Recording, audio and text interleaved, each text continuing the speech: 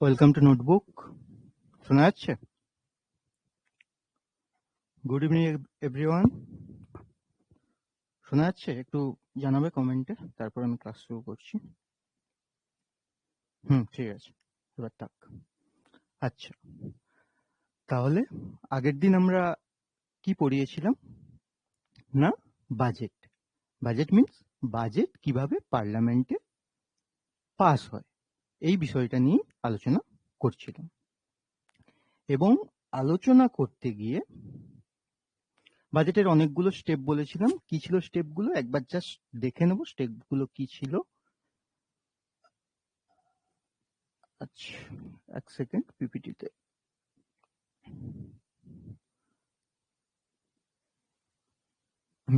এখান থেকে শুরু হচ্ছে যে রিপ্রেজেন্টেশন অফ বাজেট, বাজেটের রিপ্রেজেন্টেশন হচ্ছে, তারপর কি হচ্ছে, ডিসকাশন হচ্ছে। দেখো, ডিস্ট্রিবিউশন অফ পেপার, সেগুলো ডিসকাশন, বাজেটের discussion in the sense general discussion হচ্ছে। তারপর আমরা অ্যালটমেন্ট টাইম, এটা বাদ দাও, জেনারেল ডিসকাশন হয়ে গেল, এখান পর্যন্তই সম্ভবত হয়েছিল। এবার তাহলে কি হবে না, ডিটেল ডিসকাশন কোথায় হয় বাজেটের, আর কি voting on demands for grants. ঠিক আছে, ভোটিংটা কোথায় হয় বুঝতে পারলে। তা ডিটেল ডিসকাশন কোথায় হয়, ডিটেল ডিসকাশন কি কোথায় হয়, কি করে। ঠিক আছে, এখানে একটা শব্দ তোমরা পেলে যে ডিমান্ডস ফর গ্র্যান্টস। ঠিক আছে, এই ডিমান্ডস বুঝবো, কিন্তু তার আগে আমি আরেকটু ফিরে যাচ্ছি ব্যাকে, যে আমি দুটো জিনিস বলেছিলাম বাজেটের দুটো সাইড, একটা হচ্ছে ইনকাম সাইড আর একটা এক্সপেন্ডিচার সাইড, মানে একটা ইনকামের পথ আর একটা খরচের পথ, এবং দুটোই পারমিশন ছাড়া, অনুমতি ছাড়া হয় না। কার পারমিশন? অবশ্যই পার্লামেন্টের পারমিশন, এবং আইনত হতে হয়। কিভাবে হয়, কিরকম করে হয়, সব তোমরা বুঝবে। তার আগে আমি খরচার দিকে যাই, বুঝতে পারলে। খরচার দিকে না গেলে তোমরা বুঝতে পারবে না। আচ্ছা, তোমরা আমাকে কমেন্টে জানাবে যে অ্যানুয়াল ফিনান্সিয়াল স্টেটমেন্ট, এটাই তো এক্সপেন্ডিচার এবং ইনকামের কথা বলা আছে, এস্টিমেট এক্সপেন্ডিচার অ্যান্ড ইনকাম। তাহলে এটা কত নম্বর আর্টিকেলে ছিল? এটা কত নম্বর আর্টিকেলে ছিল? 112, 112। হ্যাঁ, তাহলে এবার মনে রাখবে যে তাহলে খরচা যখন বললাম, ইনকাম খরচাটা, তাহলে প্রথম কত নম্বর আর্টিকেলে পাচ্ছি? 112। কেন এটা আবার মনে করালাম এই কারণে, আমি তোমাদের দু প্রকার এক্সপেন্ডিচারের কথা বোঝাবো। দেখো, দু প্রকার এক্সপেন্ডিচারের কথা বোঝাবো। দু প্রকার এক্সপেন্ডিচার কি না, একটাকে বলে চার্জড এক্সপেন্ডিচার। চার্জ এক্সপেন্ডিচার কি না, চার্জ এক্সপেন্ডিচার মানে এটা যেটা কনস্টিটিউশনে ডিসক্রাইব করা আছে। ধরো রাষ্ট্রপতির বেতন, যেটা না দিলে চলবে না, ঠিক আছে, উপরাষ্ট্রপতির বেতন, স্পিকারের বেতন, সবগুলোই, ঠিক আছে, চার্জ এক্সপেন্ডিচার। বুঝতে পারলে? চার্জ এক্সপেন্ডিচার বলছি পার্থক্য কি। এবং আরেকটা যেটা এক্সপেন্ডিচার, সেটা হচ্ছে মেড এক্সপেন্ডিচার, যেটা তুমি করতেও পারো, নাও করতে পারো। বোঝা গেল? তাহলে একটা করতেই হবে, আর একটা করতেও পারো, নাও করতে পারো। তাহলে দুটো শব্দ আমি এই সাইডে লিখছি, দেখো। একটা হচ্ছে charge expenditure, charge charge expenditure হলো, চার্জ এক্সপেন্ডিচার। আরেকটা কি? Made expenditure, made expenditure, expenditure. তাহলে চার্জটা কি বললাম না, একটা শব্দ মনে রাখবে, ডেসক্রাইব। ডেসক্রাইব, ডেসক্রাইব কোথায় করা আছে না, constitution of India, constitution of India, India. বোঝা গেল? তাহলে যেইগুলো কনস্টিটিউশনে ডেসক্রাইব করা আছে সেইগুলো পড়বে চার্জ এক্সপেন্ডিচারের মধ্যে। আর যেগুলো ওভাবে ডেসক্রাইব করা নেই, এই যে ডিমান্ড, যেগুলো আমরা ডিমান্ড করি, ঠিক আছে, এস্টিমেটের সঙ্গে যুক্ত, পরবর্তী আর্টিকেলে দেখবো যে ডিমান্ড, যেটা আমরা দাবি করছি খরচা করতে হবে, মানে তুমি এটা দাবি করতে পারো, তোমার মোবাইল লাগলে তুমি মোবাইল দাবি করবে, তোমার ল্যাপটপ লাগলে তুমি ল্যাপটপ দাবি করবে। তাহলে এটা ভ্যারি করবে, কিন্তু এটা ভ্যারি করার কোনো স্কোপ নেই। ফলে এটা নিয়ে তুমি আলোচনা দুটো হাউসেই করতে পারো, আলোচনা করতে তোমাকে কেউ বাধা দেয়নি, তুমি এটা নিয়ে আলোচনা করতে পারো, কিন্তু এর উপর কোনো ভোটিং হবে না। মানে চার্জ এক্সপেন্ডিচারের উপর কোনো ভোটিং চলে না, মানে তোমাকে চার্জ এক্সপেন্ডিচার খরচা করতেই হবে। বোঝা গেল? বুঝলে? আর যেটা মেড এক্সপেন্ডিচার, যেটা আমি একরকম দাবি করব, আমি মন্ত্রী হলে, মেড এক্সপেন্ডিচারটা অ্যাকচুয়ালি দাবি কে করে জানো? এই যে ডিমান্ডটা কে করে জানো? মিনিস্ট্রিজ করে। ঠিক আছে, বোঝার সাপেক্ষে মনে রাখতে পারো মিনিস্টার ডিমান্ড করছে, মিনিস্টার না, মিনিস্ট্রিজ যারা, যে কোনো দপ্তর বা ডিপার্টমেন্টস, তারা ডিমান্ডটা করছে। বুঝতে পারলে? তারা ডিমান্ডটা করছে। এই যে দেখো ডিমান্ড ফর গ্র্যান্টস, দেখবে এক্ষুনি আসবে ডিমান্ড ফর গ্র্যান্টস এই শব্দটা, তার আগের পিপিটিতে গেলেই তুমি বুঝতে পারবে শব্দটা। দেখো, discussion and voting on demands for grants. এই যে ডিমান্ডস যেটা ছিল, যেটা ডিমান্ডস ছিল, ডিমান্ডস কে করছে? না মিনিস্ট্রি করছে বা ডিপার্টমেন্ট করছে। ডিমান্ড কে করছে? না মিনিস্ট্রি করছে অথবা ডিপার্টমেন্ট করছে। আর গ্র্যান্ট কখন হবে? যখন সেটা ভোটিং এর মাধ্যমে পাস হবে, যখন সেটা আফটার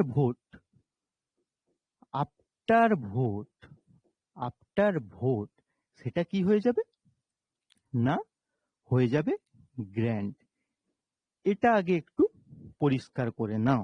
তাহলে ডিমান্ডস ফর গ্র্যান্টস মানে গ্র্যান্টস এর জন্য সে ডিমান্ড করছে, তার আগে গ্র্যান্ট হয়নি, তার আগে পর্যন্ত সেটা ডিমান্ডস। তাহলে যে এক্সপেন্ডিচারটা মেড এক্সপেন্ডিচার সেটাই ডিমান্ড, সেটাই আমরা এস্টিমেট করছি যে খরচা হতে পারে, এক্সট্রা যেটা খরচা হতে পারে সেই অনুমানটা করছি, যে ওই খরচা তো আছেই, চার্জ এক্সপেন্ডিচার তো আছেই, কিন্তু সাথে কি আছে না আরো অতিরিক্ত খরচা আমি দাবি করছি। এবং সেগুলোকে স্ক্রুটনি করবে কে? কে করবে? না, সেগুলোকে স্ক্রুটনি করবে যে তুমি দাবিটা ঠিক জানাচ্ছ কি ভুল জানাচ্ছ, ন্যায্য কি অন্যায্য, সেটাকে স্ক্রুটনি করবে ডিপার্টমেন্টাল রিলেটেড স্ট্যান্ডিং কমিটি, যেটাকে আমি সংক্ষেপে ডিআরএসসি দিয়ে লিখেছি। বোঝা গেল? তাহলে কে স্ক্রুটনি করবে? না ডিপার্টমেন্টাল রিলেটেড স্ট্যান্ডিং কমিটি। এটা কবে থেকে হয়ে আসছে? না 1993 থেকে, কারণ তার আগে ডিপার্টমেন্টাল স্ট্যান্ডিং কমিটি ছিল না, তারপরে ডিপার্টমেন্টাল স্ট্যান্ডিং কমিটি তৈরি হয়, এবং 2000 তখন সংখ্যাটা ছিল 17, এবং তারপর 2004-এ সংখ্যাটা বেড়ে হয় 24 বা 24।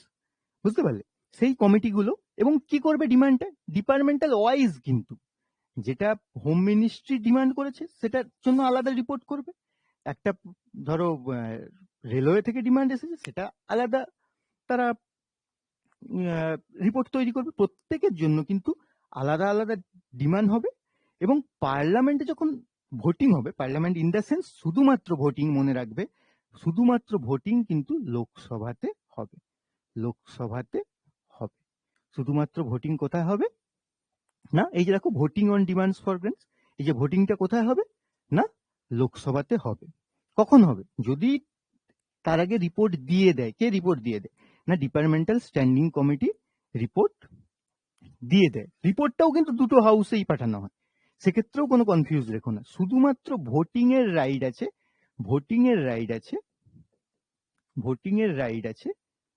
লোকসভার, শুধুমাত্র ভোটিং এর রাইট কার আছে?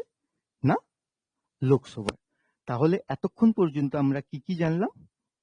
না দুই প্রকার এক্সপেন্ডিচার আছে, এবং সেটা কত নম্বর আর্টিকেলে বলা আছে দেখবে, দেখো 112-তে। দেখো এটা কোথায় ছিল ডিসকাশন, দেখো 112(2)(a, সেটাকে বলছি চার্জ এক্সপেন্ডিচার, আর যেটা মেড এক্সপেন্ডিচার সেটা দেখো 112(2)(b। বোঝা গেল? এই দুটো এক্সপেন্ডিচার। এবার এই যে এক্সপেন্ডিচার তো করবে, ভালো কথা, এক্সপেন্ডিচার তো করবে, কিন্তু টাকাটা কোথায় থাকে? আমাদের যেরকম বিভিন্ন অ্যাকাউন্ট থাকে, আমাদের টাকাগুলো জীবন বিভিন্ন অ্যাকাউন্টে সঞ্চিত থাকে, গচ্ছিত থাকে, সেরকম গভর্নমেন্টেরও কিছু অ্যাকাউন্ট আছে, গভর্নমেন্টেরও কিছু অ্যাকাউন্ট আছে। সেই অ্যাকাউন্টের মধ্যে সব থেকে যেটা মেন অ্যাকাউন্ট সেটা হচ্ছে consolidated fund of India. Consolidated fund of India কত নম্বর আর্টিকেলে বলা আছে না 266। কত নম্বর আর্টিকেলে না 266। এরকম পাবলিক অ্যাকাউন্ট অফ ইন্ডিয়া আছে আরো একটা অ্যাকাউন্ট, সেটাও এই আর্টিকেল নম্বরই হবে। আর আরেকটা 67-এ আরেকটা 67-এ 267-এ আরেকটা অ্যাকাউন্ট আছে যেটা হচ্ছে কন্টিনজেন্সি ফান্ড অফ ইন্ডিয়া। দেখা যাচ্ছে contingency fund of India, fund of India, ঠিক আছে, কন্টিনজেন্সি ফান্ড অফ ইন্ডিয়া। একটু দূরের জন্য ওটা লেখাটা ঠিকঠাক দেখা যাচ্ছে না, আমি এখানে আবার ভালো করে লিখে দিচ্ছি। দেখো এখানে কন্টিনজেন্সি ফান্ড অফ ইন্ডিয়া, বোঝা গেল? তো কন্টিনজেন্সি ফান্ড অফ ইন্ডিয়া এরকম একটা অ্যাকাউন্ট আছে। কিন্তু আমি যে খরচাগুলোর কথা এতক্ষণ পর্যন্ত বললাম তা কিন্তু শুধুমাত্র কনসলিডেটেড ফান্ড অফ ইন্ডিয়া থেকেই হবে, মেইন অ্যাকাউন্ট থেকেই হবে। তাহলে ওগুলো কেন না, ওগুলো কেন আছে কি আছে এগুলো আমি যাচ্ছি না, আপাতত যাচ্ছি না, প্রয়োজন হলে অবশ্যই যাব ওখানে। কিন্তু আপাতত মনে রাখো যে আমি দুটো খরচাই বললাম, দুটো খরচাই হবে এই অ্যাকাউন্ট থেকে। তাহলে যা বললাম আবার সামারাইজ করলে যেটুকু দাঁড়ায় যে তাহলে আমি দুটো খরচার কথা বললাম, একটা হচ্ছে চার্জ এক্সপেন্ডিচার আর একটা মেড এক্সপেন্ডিচার। চার্জ এক্সপেন্ডিচার ভোটাভুটির কোনো দরকার নেই, এটা করতেই হবে, এ বিষয়ে ডিসকাশন করতে পারো, ভোটাভুটি অ্যালাও না। কিন্তু মেড এক্সপেন্ডিচার এতে আমার মত থাকতেও পারে নাও থাকতে পারে, ভোটাভুটির দ্বারা তোমাকে কিন্তু সেটা অ্যালাও করতে হবে। সেই ভোটাভুটিটা শুধুমাত্র কোথায় হতে পারে না লোকসভাতে হতে পারে। এটা কত নম্বর আর্টিকেলে বলা আছে দেখবে, এস্টিমেট, তার পরের পয়েন্ট আমি শিখিয়েছিলাম বেস্ট, বিইএসটি, এস্টিমেটটা ছিল 113 নম্বরে। তাহলে এই যে ভোটের দ্বারা এটাকে পাস হতে হবে এবং বা ওটার ভোটের দরকার নেই চার্জ এক্সপেন্ডিচারের, এই দুটো কথাই লেখা আছে 113 নম্বর আর্টিকেল। কত নম্বর আর্টিকেল? 113 নম্বর আর্টিকেলে। দেখো এই যে দেখো লেখা আছে নট ভোটেড আর্টিকেল 113(1), আর দেখো ভোটেড আর্টিকেল 113(2). তাহলে এখন নিশ্চয়ই বুঝতে পারছো যে আমি পড়ানোর শুরুতে কেন ওই আর্টিকেলগুলো মেমোরাইজ করিয়ে দিয়েছিলাম। বোঝা গেল? তাহলে এতক্ষণ পর্যন্ত আমি দুটো স্টেপ পড়ালাম, একটা হচ্ছে স্ক্রুটনি বলে, অনেকে আলোচনা বলে, যাই হোক ডিপার্টমেন্টাল স্ট্যান্ডিং কমিটি 24টা যেটা আছে তারা সেটাকে স্ক্রুটনি করে রিপোর্ট জমা দেবে এবং সেপারেট রিপোর্ট জমা দেবে। ক্লিয়ার করে নাও সমস্ত বিষয়, সেপারেট রিপোর্ট জমা দেবে, দুটো হাউসেই দেবে। কিন্তু তারপর ভোটিংটা হবে শুধুমাত্র লোকসভাতে। ভোটের দ্বারা যদি ডিমান্ড পাস হয় তাহলেই সেটা গ্র্যান্ড হবে, এবং তাহলেই তারপরে কি হবে আমি বলছি, তাহলেই সেটা গ্র্যান্ড হবে। এটুকু পর্যন্ত মনে রাখো যে তাহলে সেটা গ্র্যান্ড হবে। আর যদি না হয় গ্র্যান্ড হবে না, তাহলে কি হবে যদি না হয় সেটাও বলবো। কিন্তু আমি একবার কমেন্ট দেখে নেবো যে এটুকু পর্যন্ত সবার ক্লিয়ার কিনা।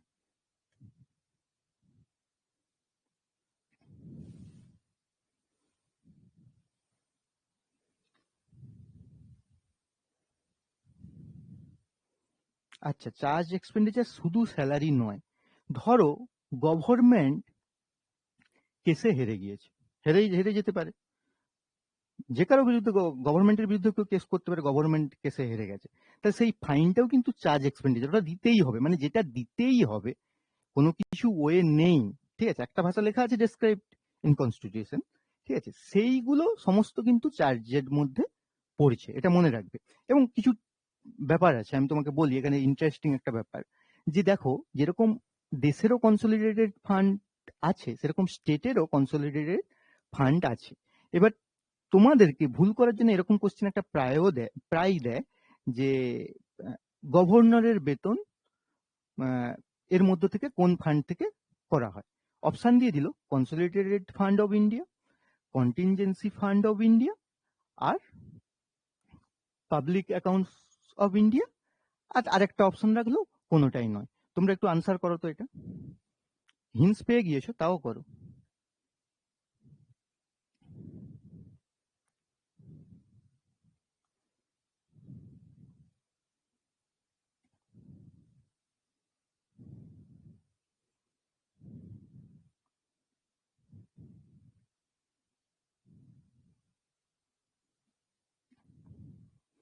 ঠিক আছে, আচ্ছা, দু একজন আনসার করেছো, তোমরা যেটুকু বুঝেছো সেই অনুযায়ী আনসার করার চেষ্টা করেছো, কিন্তু তোমরা ভুল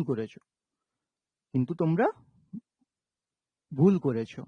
তার কারণ আমি এক্ষুনি বললাম যে দেশেরও যেরকম কনসলিডেটেড ফান্ড আছে, সেরকম রাজ্যেরও কিন্তু কনসলিডেটেড ফান্ড আছে। গভর্নরের স্যালারিটা কিন্তু কনসলিডেটেড ফান্ড অফ স্টেট, সেখান থেকে করা হবে। বোঝা গেল?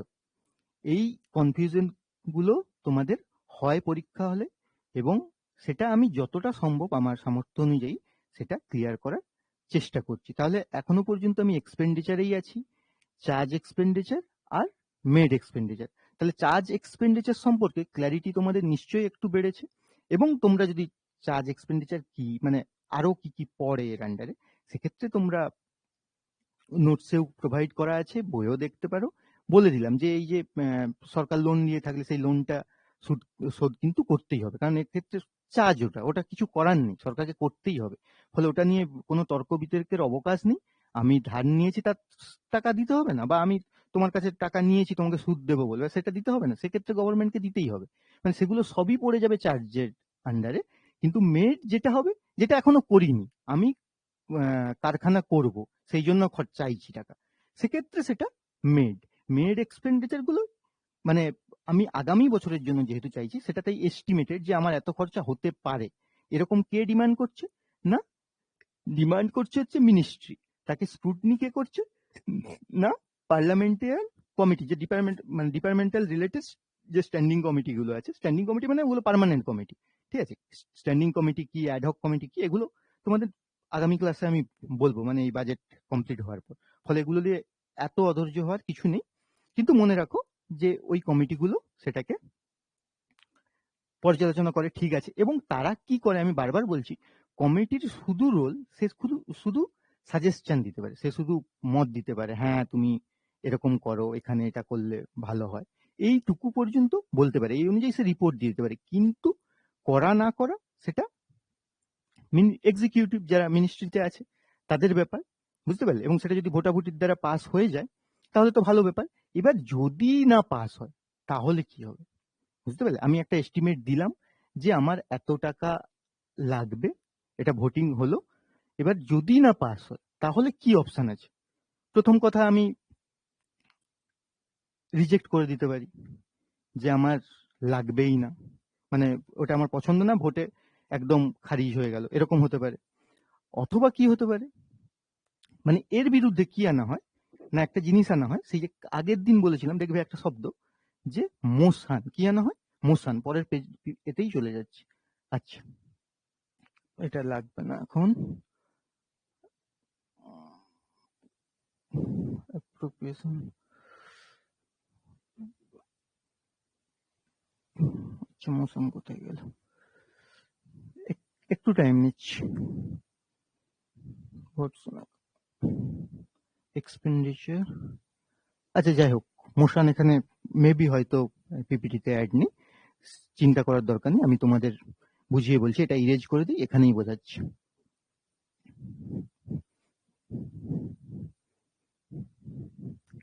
আচ্ছা, এতক্ষণ পর্যন্ত আমি যেটা বুঝলাম সেটা, এরপরে মোশন, মেনলি কি না, কার্ড মোশন। তাহলে আমি বললাম যে আমার প্রপোজালটা পছন্দ নাও হতে পারে, তাই তো? ফলে আমি অ্যানাদার প্রপোজাল আনলাম। মোশন মানে একটা প্রপোজাল, ভাবতে পারো যে আমি একটা প্রস্তাব আনলাম, সেটা কি কার্ড মোশন, মানে কমানোর জন্য। ঠিক আছে, এরকম কত প্রকার কার্ড হতে পারে? যে খরচাটা চাইলো বা যে ডিমান্ডটা চাইলো, আমি বললাম তুমি বেশি চাইছো, তোমার এত টাকা লাগবে না, তাহলে সেক্ষেত্রে আমি আনতে পারি ইকোনমি কার্ড। কি ইকোনমি কার্ড, কি আনতে পারি? Economy card. বোঝা গেল? আচ্ছা, এই ইকোনমি কার্ডে আমি কত টাকা কমাতে পারি? ধরো এক্স টাকা আছে, আমি কত টাকা কমাতে পারি? না এক্স ওয়াই জেড, মানে এক্স কমিয়ে দিলে তো জিরো হয়ে যাবে, ধরো ওয়াই টাকা আমি কমিয়ে দিলাম। তাহলে যে কোনো একটা লামসাম বলে, যে কোনো একটা, ঠিক আছে, লামসাম মানি আমি কমিয়ে দিলাম। ইকোনমি কার্ড আমার পছন্দ নয়, তুমি যা বলছো ভালো কথা, কিন্তু তোমাকে এত টাকা দেওয়া যাবে না এই কাজের জন্য, তাহলে আমি ইকোনমি কার্ড মোশন আনবো। ঠিক আছে, ভালো কথা, ইকোনমি কার্ড। আমার এরকমও তো মনে হতে পারে তোমার প্রপোজালটাই খারাপ, তুমি এই যে ব্রিজ বানাবো বলেছো, এই ব্রিজ বানানোর কোনো দরকার নেই, তুমি ডিমান্ড করছো এর জন্য টাকা আগাম, আমি এটা বানানোরই দরকার নেই। তাহলে সেই ডিমান্ডটাকে আমি কি করতে পারি, একদমই বলে দিতে পারি যে পলিসি কার্ড, পলিসি কার্ড, বা আরেকটা শব্দ বলে ডিসঅ্যাপ্রুভাল অফ পলিসি কার্ড, আমি সংক্ষেপে পলিসি কার্ডই লিখলাম। সেক্ষেত্রে কি হবে, কত টাকা কমাবো তাহলে, বা কি করতে পারি? সেক্ষেত্রে আমি বলবো কোনো টাকাই তোমাকে দেওয়া হবে না, মানে এক্স মাইনাস এক্স, ও যা দিয়েছে সব নিয়ে নেবে, কোনো তোমাকে এটা দেওয়া হবে না, আমাদের পছন্দই নয়, বুঝতে পারলে? পছন্দ নয়, আমি কমিয়ে দিতে পারি। তাহলে কিন্তু সেটার ভ্যালু কত ধরা হয় না 1 টাকা, তার মানে সেটা রিডিউসড পলিসি কার্ড যদি লাগানো হয় কোনো ডিমান্ডে, তাহলে সেটা তার ভ্যালু কত এসে দাঁড়াবে, 1 টাকা এসে দাঁড়াবে, 1 রুপিস। ঠিক আছে, সেটা 1 রুপিস দাঁড়াবে, বোঝা গেল? আর একটা কার্ড কি, তুমি ভালো বলেছো, তবে এই জায়গাটায় তোমার সঙ্গে আমি একমত নয়। কোনো একটা কিছু নিয়ে আমার অসন্তোষ, গ্রিভেন্সেস বলে, ঠিক আছে, কোনো একটা কিছু নিয়ে অসন্তোষ, সেক্ষেত্রে আমি কি করব না, সেক্ষেত্রে কিছুই করব না, সেক্ষেত্রে আরেকটা কার্ড মোশন লাগাবো, যেটাকে বলে টোকেন কার্ড, টোকেন কার্ড, বোঝা গেল? তাহলে ভোটিং এর সেটাতে কত অ্যামাউন্ট কমাবো, না কিছু নয়, একটা প্রতীকী হিসাবে 100 টাকা, 100 টাকা আমরা কাটবো। তাহলে 3টে কার্ড মোশন, বোঝা গেল তো, যে আমার একটা ডিমান্ড ছিল, সেটা যদি ভোটাভুটিতে পাস হয়ে যায় তো ভালো, আমার ডিমান্ডগুলো পাস হয়ে গেল, যদি না হয় তাহলে আমার ডিমান্ডগুলো এভাবে ব্যর্থ হতে পারে। একটা হতে পারে পুরোপুরি ব্যর্থ, পলিসি কার্ড পুরোপুরি বাদ চলে যেতে পারে আমার ডিমান্ড। আর একটা কি হতে পারে না ইকোনমি কার্ড, যে আমার ডিমান্ড যত টাকা করেছি অত টাকা পাবো না, কম পাবো। আর একটা হতে পারে যে আমার একটা বিষয় নিয়ে আপত্তি, সেজন্য তোমাকে টাকা কমিয়ে দেবো, ফাইন, এটা হচ্ছে ফাইন, বুঝতে পারলে? তাহলে এই মোশন কার বুঝতে অসুবিধা আছে, বা এর আগে কিছু যদি বুঝতে অসুবিধা থাকে একটু কমেন্ট করো।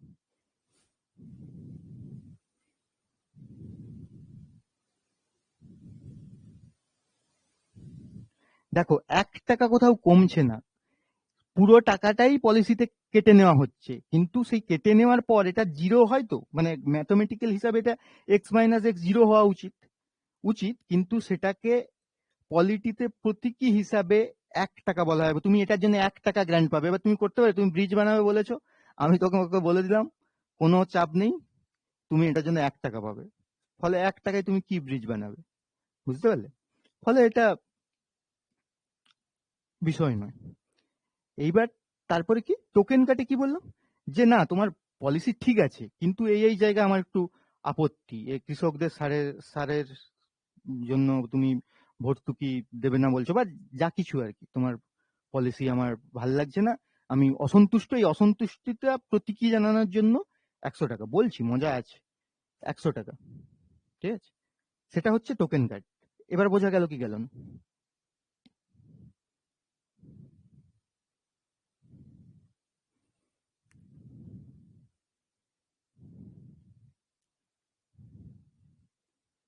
আচ্ছা, বোঝা গেল, মোটামুটি বোঝা গেল, কিন্তু মজাটা অন্য জায়গায়। এইবার বলো তো, ডিমান্ড গুলো কে করছে? না তার আগে একটা কোশ্চেন জিজ্ঞাসা করে নি, তারপর ওটা ডিমান্ড গুলো কে করছে পরে বলবো। আচ্ছা বলো, এখনো পর্যন্ত ভারতের পার্লামেন্টে কতবার কার্ড মোশন পাস হয়েছে? যে বলতে পারবে চকলেট।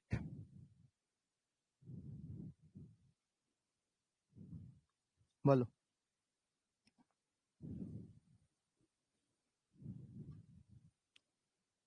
বলো।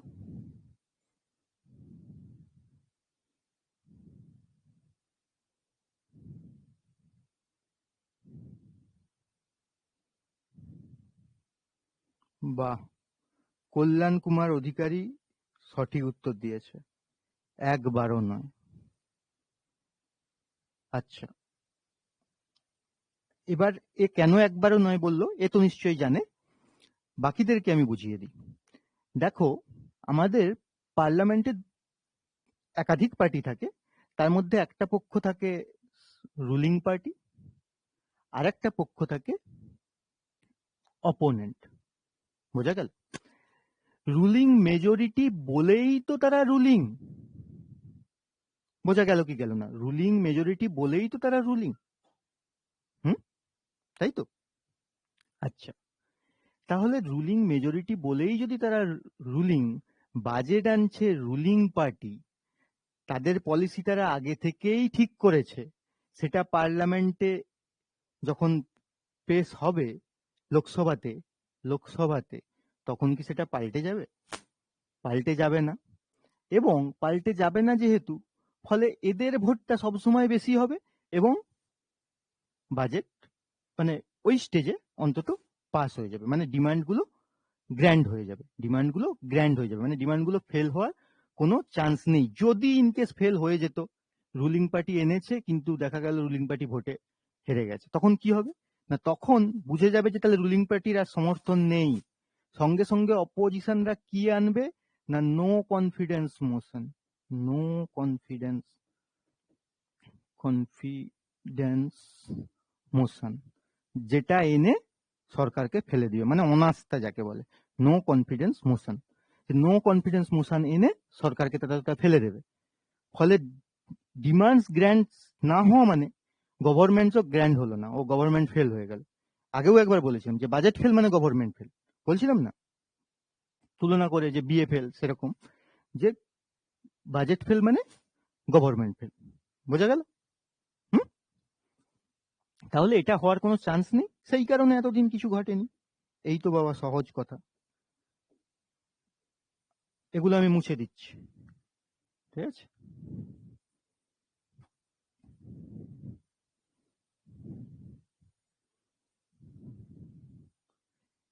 এটুকু আমাকে জানিয়ে দাও, এই পর্যন্ত কাঠমোশন পর্যন্ত ক্লিয়ার হলো কি হলো না?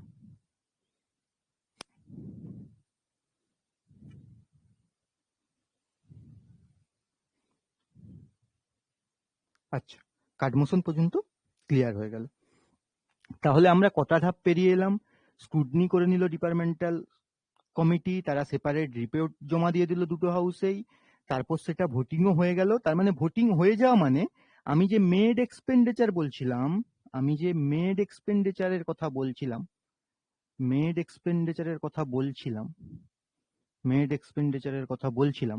সেটার অ্যাপ্রুভাল আমি পেয়ে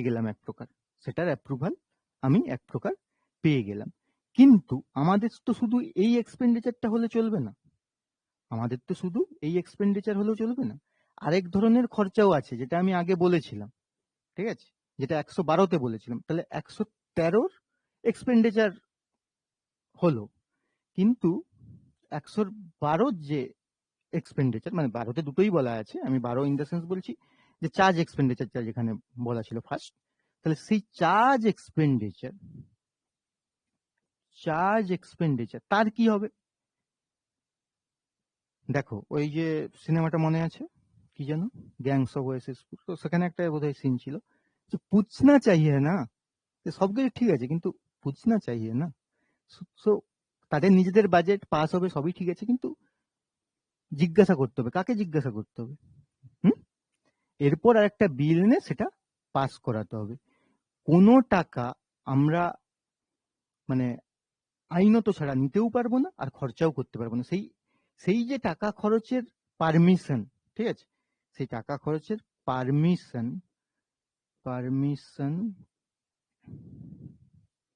ঠিক আছে, পারমিশন আনার জন্য আমাদেরকে কি করতে হবে না, অ্যাপ্রোপ্রিয়েশন বিল আনতে হবে। অ্যাপ্রোপ্রিয়েশন বিল, তাহলে আমরা এবার চলে যাব অ্যাপ্রোপ্রিয়েশন বিলে, চলে যাই। জেনারেল expenditure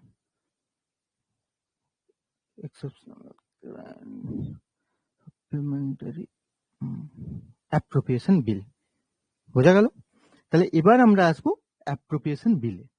তাহলে সেক্ষেত্রে আমরা কেন বিলটা আনছি না, মেড এক্সপেন্ডিচার আমি খরচা করার একটা স্টেপ অন্তত পেরিয়েছি, কিন্তু সেগুলো মিলিয়ে দুটো এক্সপেন্ডিচার মেড এবং চার্জ মানে টোটাল এক্সপেন্ডিচার আমি খরচার ছাড়পত্র আগে পাচ্ছি, এখনো ইনকামের ছাড়পত্র পাইনি। সেই খরচার ছাড়পত্রের জন্য অ্যাপ্রোপ্রিয়েশন বিল আনবো, সেই বিলটা যদি অ্যাক্টে পরিণত হয়ে যায় তাহলে আমি ছাড়পত্র পেয়ে গেলাম।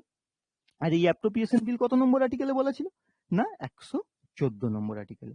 এটা মনে আছে, নিশ্চয়ই মনে থাকবে। এবং সেই 114 নম্বর আর্টিকেলের 3 নম্বর সাবক্লজে কি লেখা আছে, no money shall be withdrawn from the consolidated fund of India expect under appropriation made by the law. এটা কত নম্বরে বলা আছে, আর্টিকেল 114(3) বা সাবক্লজ 3। তাহলে কনসলিডেটেড ফান্ড থেকে কোনো টাকাই পাবো না যদি না এই অ্যাপ্রোপ্রিয়েশন অর্জন করি। বোঝা গেল? সেই অ্যাপ্রোপ্রিয়েশন অর্জনের জন্য আমাদেরকে একটা বিল আনতে হলো। বিল জানো আপনা আপনি পাস হবে, ঠিক আছে, ফলে সেটার প্রবলেম নেই, কিন্তু বিলটা তো তোমাকে আনতে হবে। বিলটা কোথায় পাস হবে ফার্স্ট, সেই একই প্রকার এটাও একটা মানি বিল, তোমরা জানো। তাহলে এটাও যদি মানি বিল হয় তাহলে সেটা কোথায় পাস হবে, প্রথমে লোকসভায় পাস হবে, আর লোকসভায় পাসের পর সেটা রাজ্যসভায় যাবে। বুঝতে পারলে? লোকসভায় পাসের পর সেটা রাজ্যসভায় যাবে, আর রাজ্যসভার পর ফিরে এলে প্রেসিডেন্ট সই করে দিলে সেটা অ্যাক্ট হয়ে গেল। এই হচ্ছে সহজভাবে বললে এইটুকু, এখানে বিচিত্র কিছু নেই। কিন্তু একটা জিনিস আছে, যে পরে ফিনান্সিয়াল বিল পড়বো, সেক্ষেত্রে ফিনান্সিয়াল বিলের সঙ্গে মানি বিলের মানে অ্যাপ্রোপ্রিয়েশন বিলের পার্থক্য করতে গেলে, দুটোই মানি বিল, কিন্তু পার্থক্য করতে গেলে একটা পার্থক্য আছে, যে এই যে খরচাতে আমি কোনো মানে অ্যামান্ড করতে পারবো না, মানে আমি কমাতে টমাতে কিছু পারবো না, বা কোনো বাধা প্রদান করতে পারবো না। বুঝতে পারলে? অ্যামেন্ড করতে পারবো না, সেটা কারোরই হাতে নেই, ঠিক আছে। সেই একই রকম রাজ্যসভা বা লোকসভা যদি তাও মনে করে পারবো না, একদম ভুল, এখানে একদম স্ট্রিক্ট বলা নেই যে একদম পারবে না, জেনারেলি করা হয় না। কেন করা হয় না, তার কারণ ধরো আমি রেল টাকা চেয়েছি, তুমি বললে চেঞ্জ করে রেলের টাকা দিয়ে দাও পূর্ত দপ্তরকে, মানে এরকম তো করা যায় না। এরকম যাতে না ঘটে সেই জন্য অ্যাপ্রোপ্রিয়েশনে বিলে অ্যামেন্ড করতে চায় না, বা অ্যামেন্ড করতে চায় না বলা ভালো। কিন্তু তাও যদি চায়, তাও লোকসভা চাইছে না, মেনলি লোকসভা, কারণ রাজ্যসভার রেকমেন্ড সে শুধুমাত্র নেবে, ফলে সেক্ষেত্রে মেনলি ক্ষমতা তো লোকসভার হাতেই। সে চাইছে, লোকসভাই চাইছে, ভাবো যে লোকসভা চাইছে না কিছু চেঞ্জেস করা যেতে পারে, তো সেক্ষেত্রে ডিসিশনটা কে নেবে, সেক্ষেত্রে কিন্তু লোকসভা ডিসিশন নিতে পারবে না। সেক্ষেত্রে ডিসিশন কে নেবে না, স্পিকার নেবে। সেক্ষেত্রে কে নেবে ডিসিশন, স্পিকার নেবে। সেটা কত নম্বর আর্টিকেলে বলা আছে না, 114 সাবক্লজ 2। তাহলে এই যে অ্যাপ্রোপ্রিয়েশন বিল যদি 114 আর্টিকেল না মনে রাখতে পারতাম আগের দিন, তাহলে এই যে আর্টিকেল গুলো আমি বলে যাচ্ছি এগুলো কিন্তু তখন আরো অনেক জটিল হয়ে যেত। কিন্তু এখন তুমি একটা হিন্স পেয়েই যাচ্ছ, যে সাবক্লজ মনে রাখতে হচ্ছে তোমাকে আবার, কিন্তু তুমি একটা হিন্স পেয়ে যাচ্ছ। অ্যাপ্রোপ্রিয়েশন বিল তো 114-তে ছিল, তাহলে যদি আমি এরকম লেখা থাকে যে অ্যাপ্রোপ্রিয়েশন মেড বাই ল, এরকম ভাষা আমি দেখছি, এবং না হলে টাকা তুলতে পারবো না, আমি তো পড়েছিলাম, তখন তোমার অপশন দেখেই মনে চলে আসবে যে এটা 114(3). তাহলে অ্যামাউন্ট করার একটু সুযোগ আছে, কিন্তু পুরোপুরি নেই, যেটা ফিনান্স বিলের ক্ষেত্রে যখন পড়াবো, ফিনান্স বিলের ক্ষেত্রে কিন্তু সুযোগটা অনেক বেশি, সেক্ষেত্রে অ্যামাউন্ট করতে পারো, মানে করে অনেক সময়। ফলে আর্টিকেল 114(2)তে স্পিকারের ডিসিশনকে মান্যতা দেওয়া হচ্ছে, ভালো কথা। এবং তারপর যদি প্রেসিডেন্ট সই করে দেয় একই রকম ভাবে, সেটা কি হয়ে গেল, appropriation act. Appropriation act, appropriation act হয়ে গেলে তখন আর খরচার কোনো বাধা নেই। তাহলে এতক্ষণ পর্যন্ত যা চলছিল, আমি সমস্ত খরচার ছাড়পত্র পেয়ে গেলাম, কি চার্জ এক্সপেন্ডিচার, কি মেড এক্সপেন্ডিচার। এইটা পরিষ্কার কিনা কমেন্টে জানো, বা যার যার যেটা অসুবিধা কমেন্টে জানো।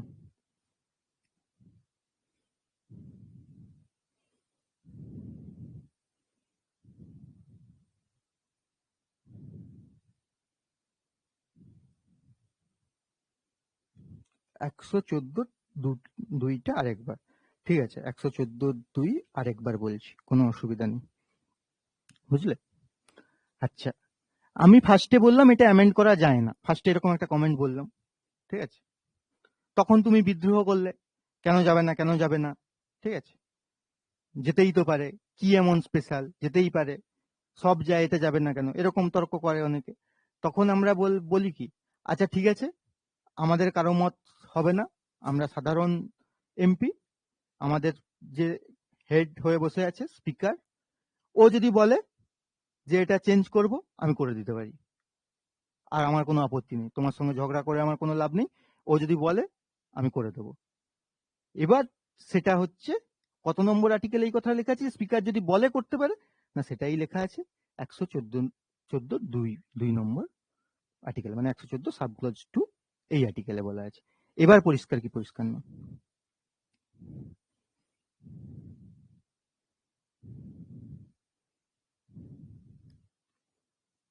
কি একটা কি বিল কি বলছে?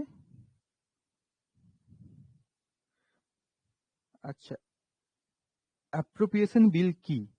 এ তো সব মানে সাতকাণ্ড রামায়ণ পড়ে সীতারামের মার মতো কোশ্চেন হলো, যে এতক্ষণ বললাম অ্যাপ্রোপ্রিয়েশন বিল কিছু না। অ্যাপ্রোপ্রিয়েশন বিল হচ্ছে এটা এক ধরনের মানি বিল, বাংলায় বললে, যেটা আমি কনসলিডেটেড ফান্ড থেকে কিছু নেওয়ার জন্য, আমি বলেছিলাম অ্যাপ্রোপ্রিয়েশন শব্দটার মানে আমার নিজের করে নেওয়া, আমি আমার নিজের করে নেব, ফান্ড থেকে আমার নিজের করে নেব, এই জন্য পাওয়ার জন্য একটা যে বিলটা রাখা হয়, যে বিলটা প্রেজেন্ট করা হয়, সেটাই অ্যাপ্রোপ্রিয়েশন বিল। বোঝা গেল? এতক্ষণ ধরে তো আমি এটাই বলছি যে আমার যে কোনো খরচা কনসলিডেটেড ফান্ড থেকে করব, সেগুলো সমস্ত কিছু লিখে ঝোঁকে আমি পার্লামেন্টে পেশ করলাম যে আমার এই খরচাগুলো চাই, পার্লামেন্ট যদি পাস করে, অ্যাক্টে যদি পরিণত হয়ে যায়, আমি খরচা করতে পারবো, না পাস করতে হলে পারবো না। এই তো গেল সহজ কথা, এটাই অ্যাপ্রোপ্রিয়েশন বিল। এরপরেও যদি ক্লিয়ার না হয় বলো, আবার একবার বোঝাচ্ছি। হ্যাঁ, তুমি বলতে পারো এভাবে খরচা করার ছাড়পত্র, একদমই তুমি বলতে পারো, কোনো অসুবিধা নেই, যে খরচা করার ছাড়পত্র, একদমই তাই, যে এটা খরচাটাকে লিগেলাইজ করতে হবে। দেখো বাজেট পড়াচ্ছি, পড়াতে গিয়ে এই যে খরচা করার ছাড়পত্র বলতে আমি বললাম যে বাজেট কেন আনতে হয় বলতো, সরকার তো ইচ্ছে মতো খরচা করতে পারতো, সরকার ইচ্ছে মতো খরচা করে না কেন? অসুবিধাটা কোথায়? সরকারের অসুবিধা কিছু নয়, যারা এমপিরা হয়েছে তারা কাদের ভোটে এমপি হয়েছে? আমাদের ভোটে। ফলে আমাদের প্রতি একটা তাদের দায়বদ্ধতা আছে, বুঝতে পারলে? এবং সংবিধানে লেখা আছে, সংবিধানের প্রতি তো দায়বদ্ধ, সে তো বটেই, সংবিধানেই তো এটা লেখা আছে, ফলে এটাকে ভায়োলেট সে করতে পারবে না। ফলে সেই দায়বদ্ধতা থেকে, যে অ্যাকাউন্টেবিলিটি, যাতে স্বচ্ছতা তার প্রমাণ হয়, যে সে যেমন তেমন করে টাকা খরচা করে দেয় না, সে ভালো ছেলে, সে যা খরচা করে জিজ্ঞাসা করে করে, কাকে জিজ্ঞাসা করে?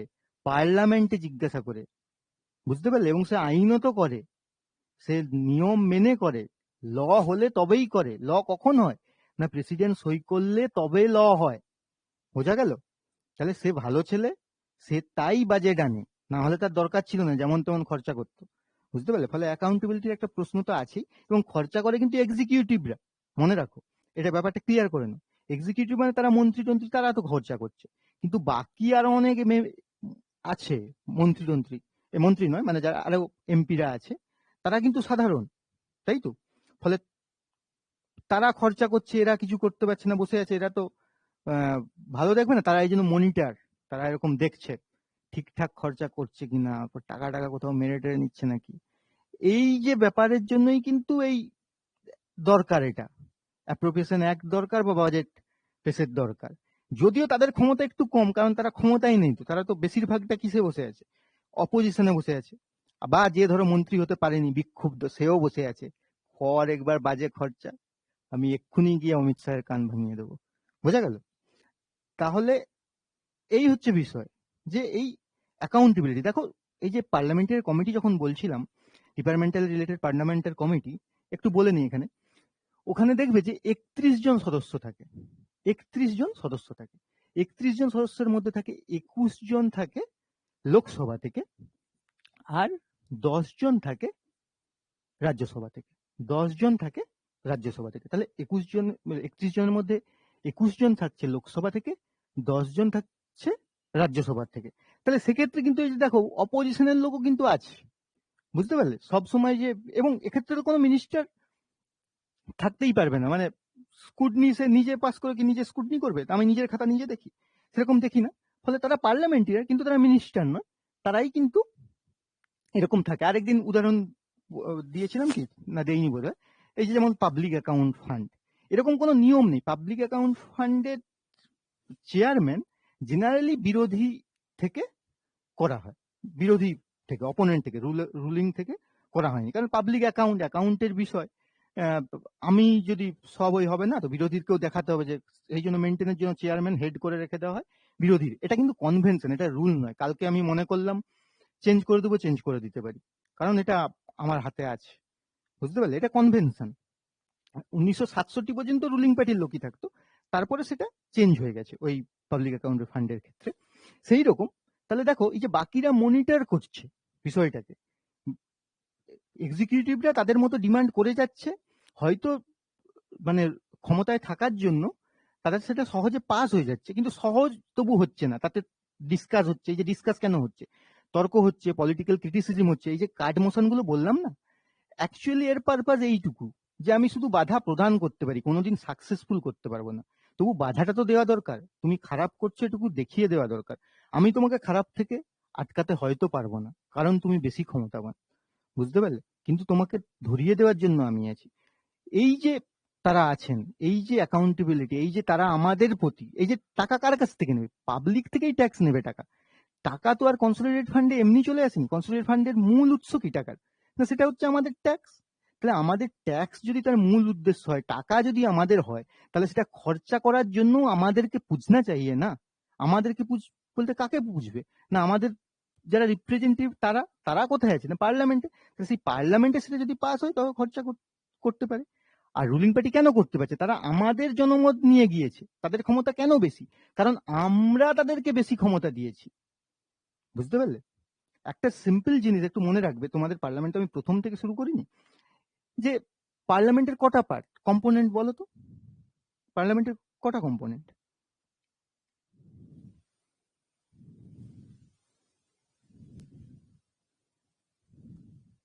দেখো, এখনো কতজন দুই বলছে, কিন্তু তিন।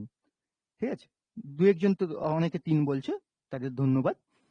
যে তিনটে, একটা হচ্ছে লোকসভা, একটা রাজ্যসভা, আরেকটা কিন্তু প্রেসিডেন্ট। কেন প্রেসিডেন্ট, এটা মাথায় আসেনি? যে পার্লামেন্টে প্রেসিডেন্ট আবার যুক্ত হয়ে গেল কেন? এটা একটা কিন্তু বড় কোয়েশ্চেন, যে কেন প্রেসিডেন্টের মধ্যে আসবে। কারণ পার্লামেন্টের মেন কাজ কি? সহজ কথায়, ল তৈরি করা, ল তৈরি করা, অ্যাক্ট, তাই তো? তাহলে ল তৈরি করা যদি পার্লামেন্টের কাজ হয়, কোন ল তৈরি হতে পারবে না এই ব্যক্তিটি যদি সই না করে। এই ব্যক্তিটি যদি সই না করে, তাহলে এই ব্যক্তিকে বাদ দিয়ে এদের কি কিছু ভ্যালু আছে? বাস্তব রিয়েলিটিতে কি হয় সেটা আমি যাচ্ছি না। কনস্টিটিউশনালি এর কি কোনো ভ্যালু থাকবে এই ব্যক্তিটা যদি না থাকে? যদিও কোনো কোনো ক্ষেত্রে এরা শক্তিশালী, সেটা আমি বলেছি আগের দিন, যে মানি বিল হলে এর কোনো ক্ষমতা নেই, সই করতে হবে, কিন্তু অ্যাটলিস্ট যাই হোক সই তো করতে হবে। সেই জন্য ইনি এই পার্লামেন্টের একটা ইন্টিগ্রাল পার্ট। সেই জন্য পার্লামেন্টের তিনটে component, president, Lok Sabha, Rajya Sabha. President, Rajya Sabha মানে আপার হাউস, আর লোকসভা মানে হাউস অফ পিপল, যেটা লোয়ার হাউস। ক্লিয়ার কি ক্লিয়ার না?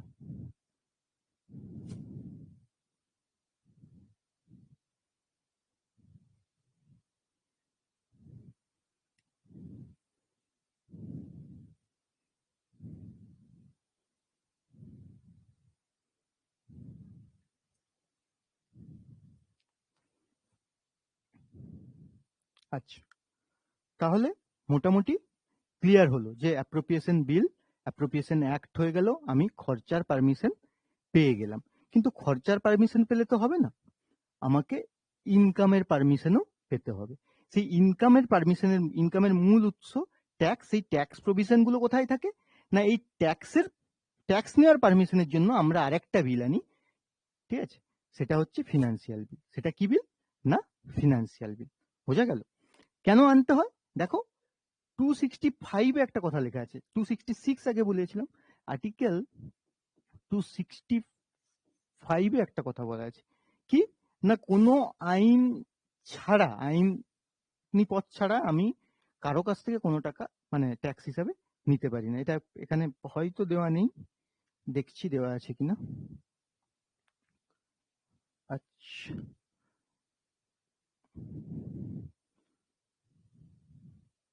আচ্ছা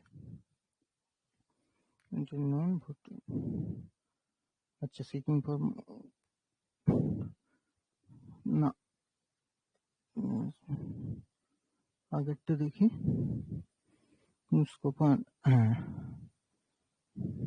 ইট লিগালাইজ অফ ফিনান্স, এখানে বোধহয় পিপিটিতে আমি দেইনি, হয়তো দেইনি। ও না, এই তো দেওয়া আছে, no tax shall be levied or collected excepted by the authority of ল।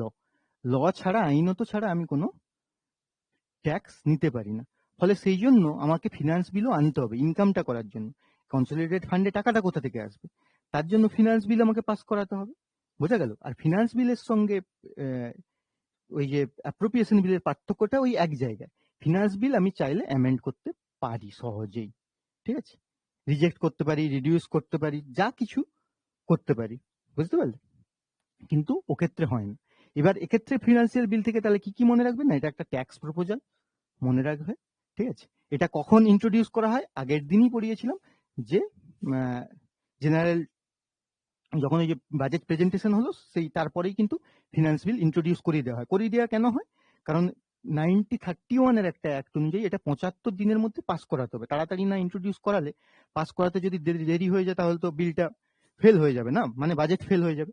ফলে আমরা তাড়াতাড়ি দেখো 75 দিনের মধ্যে এটা কিন্তু পাস করাতে হবে। আর একটা মজার বিষয়, এই যে ফিনান্স বিল মানে কি বলে যে অ্যাক্ট হওয়ার আগে থেকেই ফিনান্স বিল যবে থেকে আনলাম তবে থেকে তোমার কিন্তু ট্যাক্স বেড়ে গেল। হয়তো আমি বললাম যে এর উপর এত পার্সেন্ট ট্যাক্স বাড়বে, সেটা কিন্তু বেড়ে যায়। কেন? সেটা ওই একই আইনে, দেখো এখানে আইনটা বোধহয় লেখা নেই, দ্য প্রভিন্সিয়াল অ্যাক্ট এরকম আছে, 1931 এর একটা অ্যাক্ট আছে, সেই ব্রিটিশ জমানার, সেই তখন থেকে আর চেঞ্জ হয়নি, সেই অ্যাক্ট থেকে হতে আছে আর কি, মানে সেই তবে থেকে ট্যাক্স বেড়ে গেল। আর এক্ষেত্রেও কি একই রকম ভাবে লোকসভাতে এটা পাস হয়ে আসবে ফিনান্স বিল, এবং আপনা আপনিই পাস হবে কারণ তাদের মেজরিটি, ঠিক আছে। পাস হয়ে এলে রাজ্যসভাতে যাবে, রাজ্যসভা মাত্র ওই একই রকম 14 দিন পাবে, মানে 14 দিন পাবে। যদি কিছু বলার থাকে বলবে, না বললে আপনা আপনিই পাস হয়ে গেল রাজ্যসভা থেকে। এবং প্রেসিডেন্টের কিছু যা বিলটা পাস হয়ে গেল তখন কিন্তু ওই যে স্পিকার বললাম, ওই যে বয়স্ক যিনি ছিলেন স্পিকার যিনি বললাম, তিনি এটাকে কি বলে দিলেন, না এটা মানি বিল, ঠিক আছে, মানি বিল, ঠিক আছে, এটা মানি বিল। যা মানি বিল বলে দিল তাহলে তো প্রেসিডেন্টের কোনো আর ভূমিকা থাকলো না। দেখো 111 নম্বর আর্টিকেলে, দেখো শেষে দেওয়া আছে, পিপিটিতেও দেওয়া আছে, দেখো 111 নম্বর আর্টিকেলে এটাকে আর উইথহোল্ড করতে পারবে না, ঠিক আছে। President shall not withhold, shall not, সেই আবার মানে প্রেসিডেন্ট পারবেই না আর এটাকে মানে কোনোভাবে কিছু করতে, তাকে সই করতে বাধ্য হবে, বুঝতে পারলে? এবং বাজেট তোমাদের পাস হয়ে যাবে। এই গেল মোটামুটি একটা সংক্ষিপ্ত কথা, যেটা আমি একটা বিয়ে দিয়ে উদাহরণ দিয়েছিলাম, সেই উদাহরণটা আরেকবার তোমাদেরকে মনে করে করাচ্ছি এর সাথে সাথে, যাতে তোমরা বুঝতে পারো যে ব্যাপারটা কিরকম। তাহলে মিনিস্ট্রি কে বলছিলাম, না ছেলে, আরো কেউ কেউ থাকতে পারে মিনিস্ট্রি, তাদের তাহলে বিভিন্ন ডিমান্ড আছে। সেই ডিমান্ড গুলো কোথায় যাবে, না মেয়ের বাবার কাছে। মেয়ের বাবাই ভেবে নাও ভারতবর্ষ, তার কনসলিডেটেড ফান্ড আছে, মানে তার অনেক অ্যাকাউন্ট আছে, ভালো কথা। সেই কনসলিডেটেড ফান্ড থেকে সে ডিমান্ড গুলো পূরণ করার চেষ্টা করবে। এবার ডিমান্ড তো শুধু নয়, ব্রাহ্মণের খরচাও আছে, ঠিক আছে। এই যে ব্রাহ্মণের খরচা না চাইলেও দিতে হবে, বিয়ে হবে ব্রাহ্মণের খরচা দেবে না, এটাই হচ্ছে চার্জ এক্সপেন্ডিচার, এটাই হচ্ছে চার্জ এক্সপেন্ডিচার, চার্জ এক্সপেন্ডিচার। আর এই যে ডিমান্ড গুলো করলো বিভিন্ন মিনিস্ট্রি থেকে, ছেলেও করলো, আরো যা যা যে যে আছে সবাই এই যে ডিমান্ড মেয়ের বাবা ভারতবর্ষ তাদের কনসলিডেটেড ফান্ড থেকে যে করতে বললো, সেই ডিমান্ড গুলো কি, না মেড এক্সপেন্ডিচার। এবং তার জন্য কি, তাহলে এর বাবা যেহেতু কনসলিডেটেড ফান্ড এখান থেকে যদি নেবে, এর যদি অ্যাকাউন্ট, তাহলে এখান থেকে আগে মেয়ের বাবার মত চাই, ঠিক আছে। মানে এটা পার্লামেন্টে পেশ হবে, বুঝতে পারলে? মানে পার্লামেন্টে পেশ হবে মানে কি, তাহলে পার্লামেন্ট কি বলছিলাম, দুটো ফ্যামিলি, দুটো ফ্যামিলি, মানে লোকসভা গেল দুটো ফ্যামিলি, তাহলে দুটো ফ্যামিলিতে আলোচনা হলো, আত্মীয় বন্ধুদের মধ্যে আলোচনা হলো, যদিও ফ্যামিলি মেন কথা, তারা সবাই বলে দিয়েছে যে বিয়ে হবে, ফলে এই খরচা দিতেই হবে, ফলে মেয়ের বাবাকে চার্জ এক্সপেন্ডিচারও দিতে হবে, বামুনের খরচা, আর ছেলে যা যা দাবি করছে সেসবও সমস্ত কিছু দিতে হবে। ছেলের দাবিটা কে করছে? ছেলে তো মিনিস্ট্রি থেকে সে দাবি করছে এই এই আমার লাগবে। আচ্ছা, এই যে মিনিস্ট্রি থেকে দাবি করলে তো শুধু হবে না, এক্ষেত্রে যে একটা স্ক্রুটনি স্টেজ ছিল, স্ক্রুটনিটা কারা করবে? না কিছু কিছু বয়স্ক লোক নিয়ে দুটো ফ্যামিলি থেকে একটা আমি কমিটি করছি, সেটা ডিপার্টমেন্টাল রিলেটেড স্ট্যান্ডিং কমিটি। সেই কমিটি আবার এগুলোকে দুটো হাউসে পেশ করে মানে রিপোর্ট দিচ্ছে যে এই এই ডিমান্ড ঠিক আছে, এই ডিমান্ড ভুল আছে। তারপর তাদের ব্যাপার, তারপর ছেলের ব্যাপার, সে কি গাড়ি নেবে না বাড়ি নেবে সেটা ছেলের ব্যাপার। ছেলে এবার বললো, এবার ছেলের দল যেহেতু ভারী, কারণ না হলে তো বিয়ে হতো না, বিয়ে ভেঙে যেত, তাহলে বিয়ের পক্ষে বেশি লোক, তাহলে ছেলের মতো হ্যাঁ দেবে। তাহলে হ্যাঁ দিলে কি হবে? তাহলে পাস হয়ে গেল অ্যাপ্রোপ্রিয়েশনটা। কিন্তু এবার মেয়ের বাবার কাছে টাকাটা কোথা থেকে আসবে? ঠিক আছে, মেয়ের বাবার যে কনসলিডেটেড অ্যাকাউন্ট আছে, কনসলিডেটেড অ্যাকাউন্ট, তাতে টাকাটা কোথা থেকে আসবে? তাতে আমাদের ক্ষেত্রে পাবলিক থেকে আসে। তুমি ওটা ভেবেই নাও মেয়ের বাবার টাকাটা পাবলিক থেকে বা কোনো ব্যাংক থেকে কনসলিডেটে আসবে, তার জন্য আবার পাস করাতে হবে। এবং তার এই যে দেখো, এখানেও একটা মজাদার ব্যাপার, দেখো ডিমান্ডগুলোও প্রেসিডেন্টের অ্যাপ্রোপ্রিয়েশন ছাড়া, মানে প্রেসিডেন্ট যদি না বলে কিন্তু ডিমান্ডগুলো পাস করা যায় না, প্রেসিডেন্ট একটা রেকমেন্ডেশন করে। তার মানে ছেলের বাবা চুপচাপ বসে থাকলে হ্যাঁ হ্যাঁ হ্যাঁ ছেলে যা বলছে হবে, ওই ডিমান্ডগুলো দিতে হবে, বোঝা গেল? ওই ডিমান্ডগুলো দিতে হবে।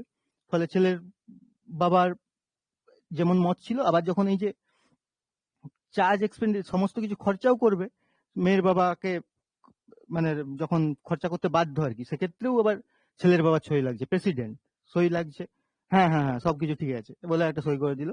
ফলে ছেলেকে এগুলো সব দিতে হলো। কিন্তু এই আসবেটা কোথা থেকে? আসবেটা ধরো অন্য কোনো ব্যাংক থেকে, ধরো ওটাই পাবলিক, ভেবে নাও না। সেটার জন্য আবার একটা বিল সবাই মিলে বললো হ্যাঁ হ্যাঁ হ্যাঁ তুলতে পারো টাকা, তোমার কোনো অসুবিধা নেই, আমরা আছি, বুঝতে পারলে? পার্লামেন্ট আছে, তুমি টাকা তুলতে পারো, আমরা মত দিয়ে দিচ্ছি, হ্যাঁ হ্যাঁ তুমি টাকা তুলে নিয়ে আসো ব্যাংক থেকে। ফলে ওই যে তারা ব্যাংক থেকে তুলে নিয়ে চলে আসলো, ওটা ফিনান্সিয়াল অ্যাক্ট পাস হয়ে গেল, মানে পুরো বাজেট পাস হয়ে গেল। তাহলে বাজেটটা যে একটা বিয়ের তুলনা দিয়ে বোঝাচ্ছিলাম, নিশ্চয়ই বোঝা গেল তোমাদের বাজেট, আরো নিশ্চয়ই একটু ক্লিয়ার হয়ে গেল। যদি কারো ক্লিয়ার না হতে থাকে, কোনো জায়গায় যদি কনফিউশন থাকে, অবশ্যই বলো, আমি তারপর এগোবো দেখছি।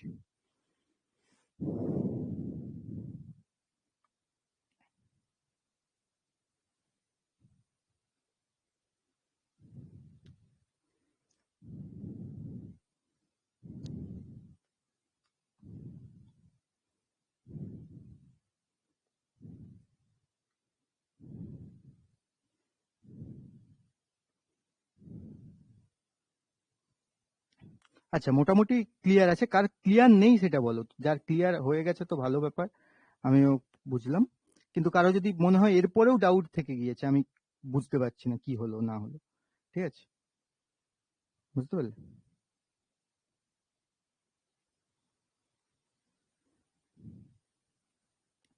হুম, হ্যাঁ আজ আমি একটু সিরিয়াস, ঠিক আছে, বুঝতে পারলে?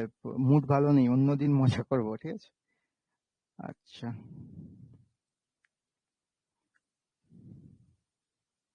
যাই হোক, এবার তাহলে ক্লিয়ার মোটামুটি বোঝা গেল।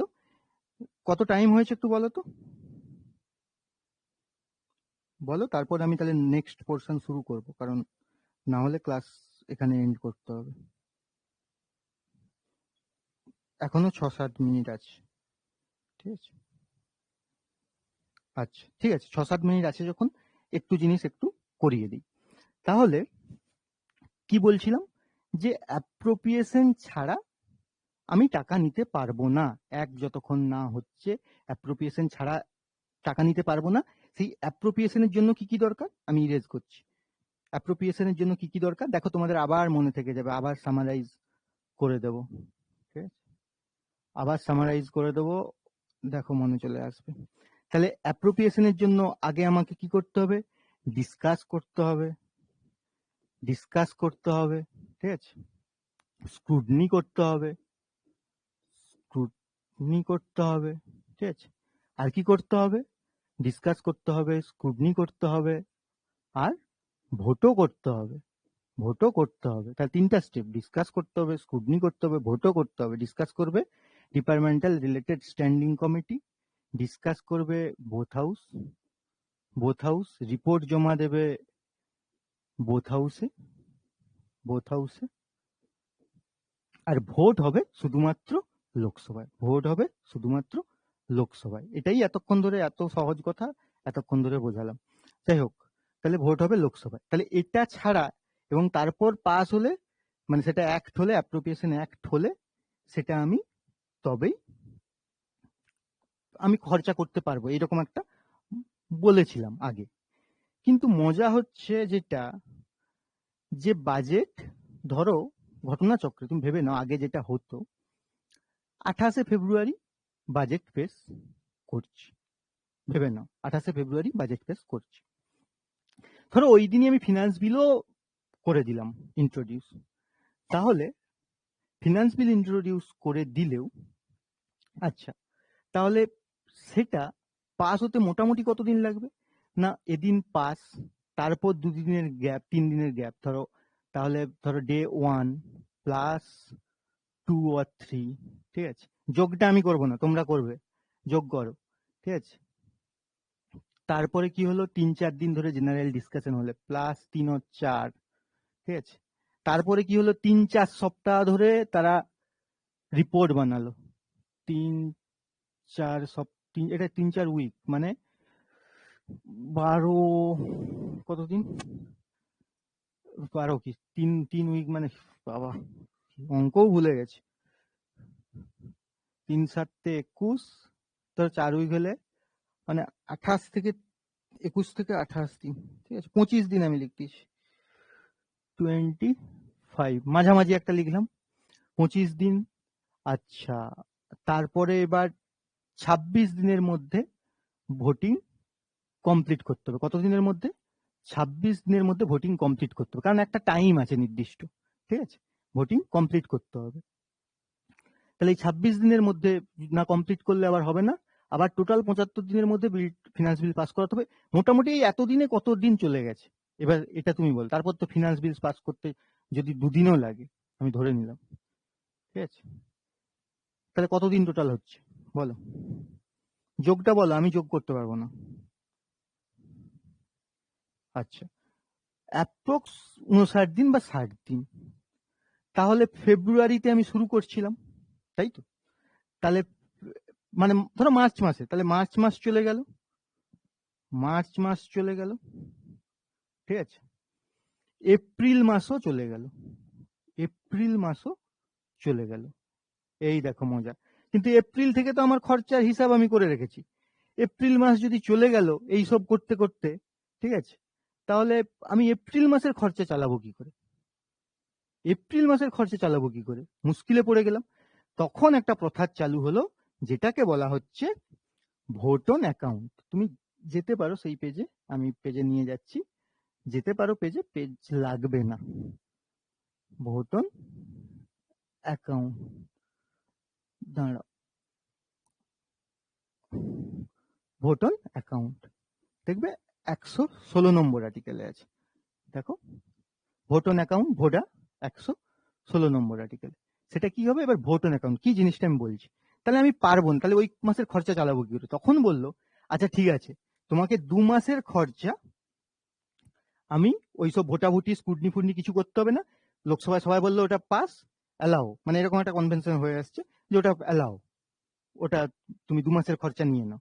মানে ধরো তুমি ভেবে রেখেছো যে আমার 2000 টাকা বাজেট, সাপোজ কম বাজেটে হিসেব করতে সুবিধা হবে, যে আমি 2000 টাকার আমার বাজেট আছে, তাহলে 12 মাসে আমার 24, আমি হিসেবের সুবিধার্থে, যে 2400 টাকার আমার বাজেট আছে, ঠিক আছে, তার মানে প্রতি মাসে 200 টাকা করে, তাহলে 2 মাস তুমি এক্সট্রা চালাবে কি করে। আচ্ছা ঠিক আছে, তুমি 400 টাকা নিয়ে নাও, এর জন্য তোমাকে ওইসব অ্যাপ্রোপ্রিয়েশন অ্যাক্ট ফ্যাক্ট কিছু আনতে হবে না, তুমি এমনি ওটা নিতে পারো। এইটাই হচ্ছে ভোট অন অ্যাকাউন্ট। কত টাকা ভোট অন অ্যাকাউন্টে জেনারেলি দেওয়া হয় না, মোট বাজেটের 1/6, হ্যাঁ 1/6, এরকম মোটামুটি 2 মাস মানে 1/6 হচ্ছে, ঠিক আছে, মোটামুটি এরকম কোনো হিসেব নেই, 3 মাসও কোনো সময় প্রয়োজন হতে পারে, তো সেরকম হিসেবে দেবে। তাহলে তুমি 400 টাকা আগে নিয়ে নাও, এত ভোটাভুটি করে তোমাকে বিল পাস করাতে হবে না, এবং সেক্ষেত্রে দেখো ফিনান্স বিল আর কিন্তু কোনো প্রশ্ন নেই। তাহলে এইটুকু মাথায় রাখবে যে ভোটস অন অ্যাকাউন্ট এটা ডিল করছে কিন্তু শুধুমাত্র এক্সপেন্ডিচার নিয়ে। এইটা গুলিয়ে ফেলবে না। কেন গুলিয়ে ফেলবে না আমি বলছি, কারণ মজার মজার জিনিস আছে, এই জন্য আমি শুরু করতে চাইছিলাম না, কিন্তু শুরু যখন করেছি এটা না বলে আমি যেতে পারবো না। যে এটা শুধু এক্সপেন্ডিচারকে সাপোর্ট করছে, ভোট অন অ্যাকাউন্ট। আচ্ছা, এবার ধরো ভোট আছে, নতুন সরকার আসতে পারে, তাহলে নতুন সরকার এসে তো নতুন বাজেট করতে পারে, আমি যে ক্ষমতায় থাকবো এরকম কোনো মানে নেই। সেরকম ভেবে অনেক সময় আরেকটা জিনিস নিয়ে আসা হয়, সেটা হচ্ছে interim budget. Interim budget, interim budget সেটা কি না, পুরোটাই বাজেটের মতো, যা যা পড়িয়েছি সমস্ত কিছু করতে হবে, কিন্তু কিন্তু ইন্টার্ম বাজেট কত দিনের জন্য করতে হবে না, বাকি বাজেট করি ধরো 1 বছরের জন্য, এটা করব ধরো 4 মাস কি 6 মাস, অল্প দিনের জন্য, এবং বড় পলিসি রাখবো না, যেটাকে আমি তো ইমপ্লিমেন্ট করতে পারবো না, কারণ আমি যদি ক্ষমতা থেকে চলে যাই আমি পারবো না। সেই জন্য একটা ইন্টার্ম বাজেট আনা হয়। অনেক সময় অনেক বইতে দেখবে দুটো ভাষা একসঙ্গে পাবে, interim budget or vote on account. Vote on account interim budget এক নয়, পার্থক্যটা এই জায়গায়, এটা শুধুমাত্র এক্সপেন্ডিচার সাইডকে নিয়ে ডিল করছে, যে আমি খরচা করার অনুমতি পাচ্ছি, আর এক্ষেত্রে মানে অ্যাপ্রোপ্রিয়েশন ছাড়াও খরচা করার অনুমতি পাচ্ছি। আর ইন্টার্ম বাজেটে কিন্তু ওরকম কোনো অনুমতি কিচ্ছু নয়, ছোট্ট বাজেট, আমি কম সময়ের জন্য ফেস করছি। এইটা ক্লিয়ার হলে আরেকটা, শুধু ওই যে 26 দিন বলছিলাম, যে এত দিনের মধ্যে একটা স্পেসিফিক টাইমের মধ্যে, আমি স্পেসিফিক টাইমটাই বলেছিলাম, কিন্তু 26 দিনটা হয়তো উল্লেখ করতে ভুলে গিয়েছিলাম অ্যাকচুয়ালি, সেইটা 26 দিনটা বললাম। এবং কেন বললাম তারপরে একটা বিষয় বলবো, যে ইন্টার্ম বাজেট পেশ হয়ে গেল, এইটা ক্লিয়ার কিনা বলো, ইন্টার্ম বাজেট আর এইটা বলো, তাহলে আমি সেটাতে যেতে পারবো। ইন্টারিম বাজেট, সরি আমি ওটাকে ইন্টারিম বলছি, ঠিক আছে, ইন্টারিম।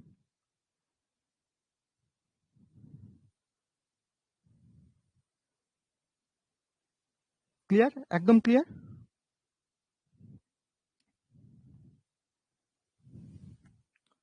ঠিক আছে, মোটামুটি তোমরা এটা বুঝতে পেরেছো যে ইন্টারিম বাজেট আর ভোট অন অ্যাকাউন্ট, বুঝতে পারলে, যে কিছু সময়ের জন্য, ইন্টারিম একটা স্পেসের জন্য, ঠিক আছে, ইন্টারিমও বলে, যাই হোক, যে সেই বাজেটটা। এবার 26 দিনের কথাটা কোথায় গেছিল না, 26 দিনের কথাটা, যে ডিমান্ডস গুলো যেগুলো ছিল সেগুলো তো একটা একটা পাস করাতে হবে, আমি বলছি না মিনিস্ট্রি ওয়াইজ পাস করাতে হবে, এবং তার আগে কোনটা আগে পরে আসবে সেটা কে স্থির করছিল, আগেই বলছিলাম আমি আগের দিন, বিজনেস অ্যাডভাইসারি কমিটি, তারা একটা প্রপোজাল দিছিল, কিন্তু মানা না মানা পুরো মিনিস্ট্রির ব্যাপার। এবার তারা ধরো একটা একটা আনতিছে, রেলের আনলো, পূর্ত দপ্তর আনলো, ফুডের আনলো, এরকম আনতিছে, এরকম আনতে আনতে দিন শেষ হয়ে আসছে, যখন 26 দিনের মাথায় এলো, তখন বলবে কি, স্পিকার বলবে ওসব আর শুনতে আমি পারবো না, তোমার যা যা ডিমান্ড আছে একসঙ্গে বলো, মানে একসঙ্গে ও ভোট হয়ে গেল, 26 দিনের মাথায় সব ক্লোজ করে দিল, যেটাকে বলা হচ্ছে guillotine closure. Guillotine closure, guillotine closure. সেই গিলোটিনে মনে আছে তো, সেই যে রোবোস্পিয়ার, বুঝতে পারলে, সেখানে সেই যে যন্ত্রের, ফ্রেঞ্চ বিপ্লবের সময় সেই যে যন্ত্রে মাথা ব্যথা কেটে দিত, কি সব যে হতো, সেই গিলোটিন শব্দই এখানে ইউজ করা হয়েছে, মানে সমস্ত কিছুকে একসঙ্গে কি করে ও পাস লিখে দিল। কে লিখে দিল না, স্পিকার। মানে বিয়ে বাড়িতে কে লিখলো যে এত ডিমান্ড সমস্ত কিছু করছে, না কে না বাড়ির দাদু, ভাবো বয়স্ক লোক, সে স্পিকার, সে বললো ও হয়েছে, অনেক হয়েছে, আর টাইম নেই, ও সব এলাও, সব এলাও, ও যা চাইছে ছেলে হবে, বলে দিল। বোঝা গেল, এটাই হচ্ছে গিলোটিন ক্লোজার। গিলোটিন ক্লোজারটা বললাম, ভোট অন অ্যাকাউন্টে বললাম, vote of credit, exceptional grant, বাকি যেগুলো আছে এগুলোও পড়ানো হবে, কিন্তু আজকে ক্লাস কন্টিনিউ করতে গেলে মুশকিল হবে, কারণ এগুলো ধরে ধরে অনেকটা টাইম লাগবে, কিছু গ্র্যান্ড আছে আর কিছু এগুলো আছে যেটা বোঝানোর বিষয় আছে। মোটামুটি তোমরা যদি এটুকু বুঝতে পারো, তাহলে কিন্তু আমি ক্লাস এবার এন্ড করবো। তোমরা একটু বলে দাও কমেন্টে যে ক্লিয়ার কি ক্লিয়ার না।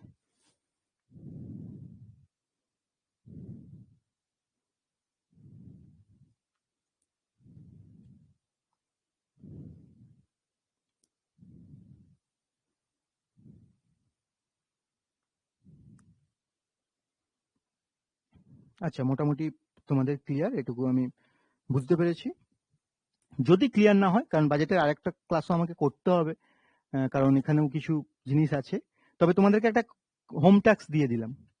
আচ্ছা, তাহলে ভোট অন অ্যাকাউন্টের যে আমি গ্র্যান্টটা কোথা থেকেই নিচ্ছি না, একদম সহজ কথা, আগে নিয়ে নিচ্ছি, অ্যাপ্রোপ্রিয়েশন না করিয়ে নিয়ে নিচ্ছি, ভালো কথা, কিন্তু নিচ্ছি কনসলিডেটেড ফান্ড অফ ইন্ডিয়া থেকে, যে ইন্ডিয়ার যে মেন ফান্ড সেটা থেকেই আমি নিচ্ছি। কিন্তু তোমাদের কাছে একটা কোশ্চেন থাকলো, তোমরা খুঁজে বের করবে, ঠিক আছে, খুঁজে বের করবে, এটাই বলছি। কারণ আমি যদি জানতাম যে তুমি সহজে পেরে যাবে তাহলে আমি কোশ্চেনটা দিতাম না। যে তাহলে ভোট অফ ক্রেডিট এর এটা কি আমি পরে বোঝাবো। এই যে ক্ষেত্রে আমি ফান্ডটা কোথা থেকে অ্যারেঞ্জ করছি, টাকাটা কোথা থেকে পাচ্ছি, কারণ ইন্ডিয়ার 3টে ফান্ড আছে। তোমরা এটা তোমাদেরকে হোম ট্যাক্স দেওয়া থাকলো, তোমরা প্রত্যেকে খুঁজে বের করবে। আমি পরের দিন ক্লাসে এসেই কমেন্ট নেবো, আমি গ্রুপে কমেন্ট করতে হবে না, কোথাও কমেন্ট করতে হবে না, তোমাদের ক্লাসে এসেই আমি কমেন্ট নেবো যখন এটা পড়াবো, তখন হয়তো তোমরা নিজেরাই উত্তর দিতে পারবে। তার আগে পর্যন্ত তোমাদেরকে একটা বাড়ি ডিউটি দিয়ে দিলাম যে এটা তোমরা বাড়িতে রেডি করবে। ধন্যবাদ।